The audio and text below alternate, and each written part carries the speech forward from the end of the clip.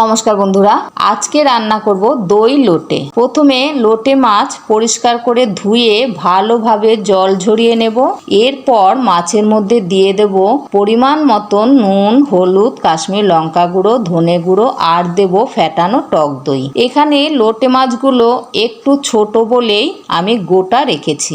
এরপর ওভেনে কড়াই বসিয়ে দেব আর দিয়ে দেব তেল ভালোভাবে গরম হলে মাঝারি আঁচে বেগুনের টুকরোগুলো ভেজে তুলে নেব, নুন হলুদ ছাড়াই। এবারে একটা মশলা তৈরি করে নেব। তার মধ্যে আছে আন্দাজ মতন পেঁয়াজ, রসুন, আদা, টমেটো আর কাঁচা লঙ্কা। এবারে ওই বেগুন ভাজা তেলের মধ্যে দিয়ে দেব শুকনো লঙ্কা, কালো জিরে, একটু নাড়াচাড়া করে দিয়ে দেব পেস্ট করে রাখা মশলা। আন্দাজ মতো নুন, হলুদ, ঝাল, লঙ্কা গুঁড়ো ভালোভাবে কম আঁচে মশলা কষিয়ে নেব। মশলা থেকে তেল ছেড়ে যখন এই পর্যায়ে আসবে তখন দেব সামান্য চিনি, যেহেতু টক দই দিয়েছি।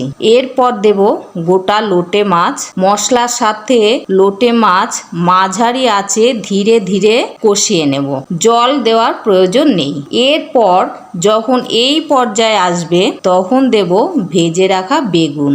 এরপর কম আঁচে ঢাকা দিয়ে রাখবো 2 মিনিট। 2 মিনিট পর ঢাকা তুলে গোলমরিচের গুঁড়ো, চেরা কাঁচা লঙ্কা আর ধনেপাতা কুচি দিয়ে নামিয়ে নেব।